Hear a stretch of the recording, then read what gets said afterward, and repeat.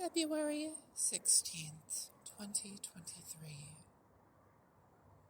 Dear Rachel et Alia, did you know that harvester ants of the species Pogonomyrmex badius that smell like they are dead will be treated as though dead?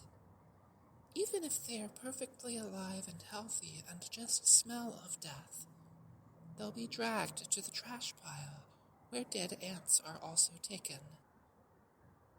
This is sort of like an ant graveyard. The seemingly living dead ant washes themselves in order to return to the work of the living. This is according to the famous Harvard ant researcher Edward O. Wilson.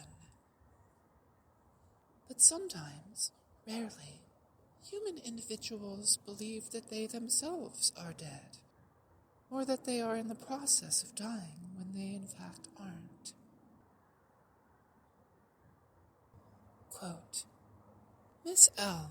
was admitted to the psychiatric unit when her family called 911 because the patient was complaining that she was dead, smelled like rotting flesh, and wanted to be taken to a morgue so that she could be with dead people. Upon interview in the hospital, the patient expressed fear that paramedics were trying to burn down the house where she was living with her cousin and her brother. She also admitted to hopelessness, low energy, decreased appetite, and somnolence.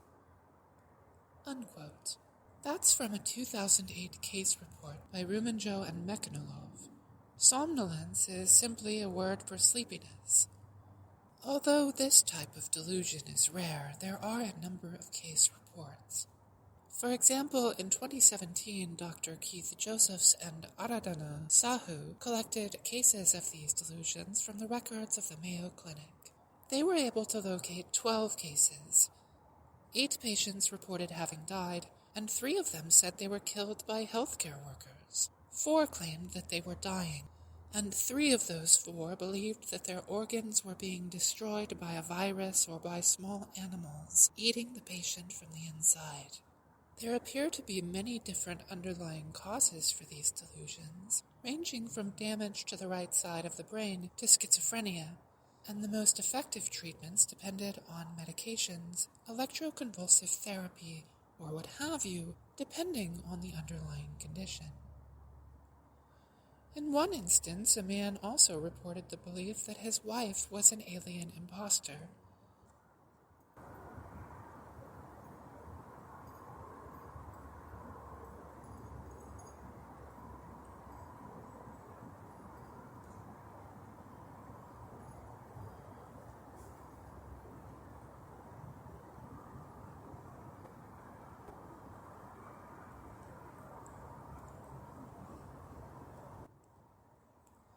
The belief that a loved one, pet, or familiar object has been replaced by an identical imposter is another rare type of delusion called Kapka delusion.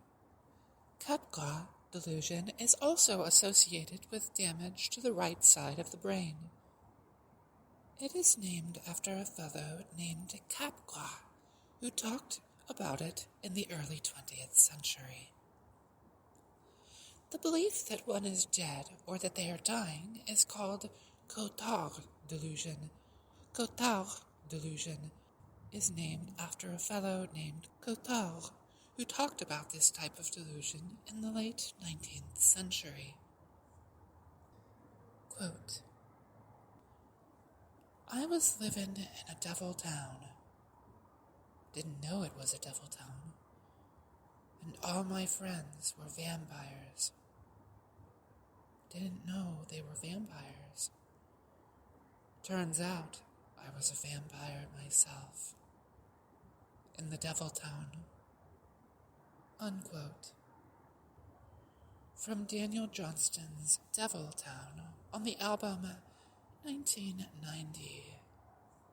Have you ever found yourself to be dead? Have you ever found yourself to be a vampire? Just know that if you are aware of what I am saying, you are not dead, my friends, and none of us are vampires.